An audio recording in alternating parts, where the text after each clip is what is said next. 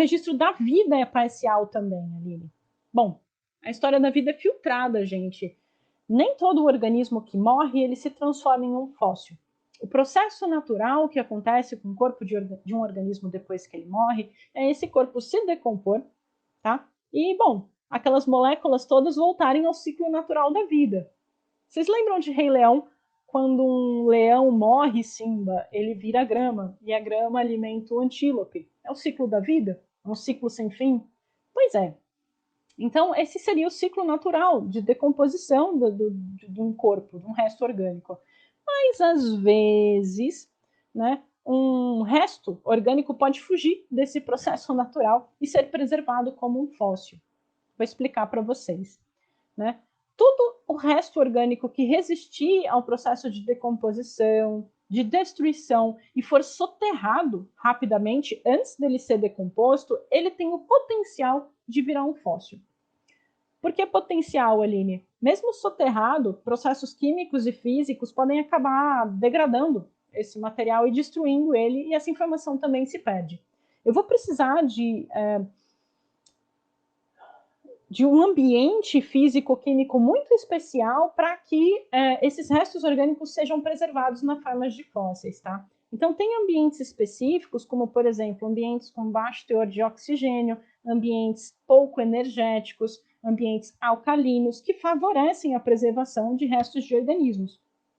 Por outro lado, ambientes altamente energéticos, né, como rios caudalosos, ambientes muito ácidos, ambientes com muito oxigênio, que favorece a proliferação de bactérias e outros organismos decompositores, tudo isso pode levar à destruição dos restos. Então, uma grande parte dos restos orgânicos, na verdade, a maior parte é destruída.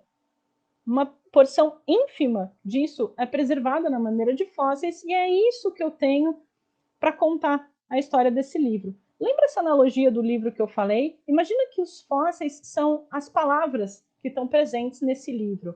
É como se eu não tivesse, né, a preservação de todas essas palavras, né, mas só de parte delas, e eu tivesse que conectar essa história para entender o aspecto geral, o retrato geral da história da vida no planeta. Além de olhar pelo buraco da fechadura, eu sou míope, eu enxergo tudo borrado. Olha que terrível. Em alguns locais, né, eu posso encontrar depósitos, jazidas fossilíferas excepcionais. Nesses ambientes é como se eu tivesse a página inteira do livro super bem preservada com todas as letrinhas. Né? Então, mas esses casos são raros, nem sempre eu tenho isso. Né? Esses depósitos excepcionais de fósseis, a gente chama eles de Fossil-Lagerstätte, que é uma palavra do alemão, para fazer alusão a um depósito, uma jazida excepcional de fósseis. E são poucos no mundo. Aqui no Brasil, a gente tem um dos mais importantes do planeta, que fica lá na Chapada do Araripe, por exemplo. Mas, via de regra, não é sempre assim, tá? Além de ser raro, né, você preservar um resto orgânico na forma de um fóssil, esse fóssil, depois de formado, ele vai ter que sobreviver a uma série de processos naturais de degradação das próprias rochas. Tá? O processo de intemperismo e erosão natural das rochas pode levar à destruição desses fósseis.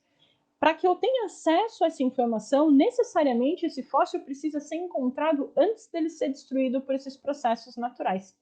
Tá? Isso é coletado sem acidentes, tá? E levado então para estudo em um laboratório.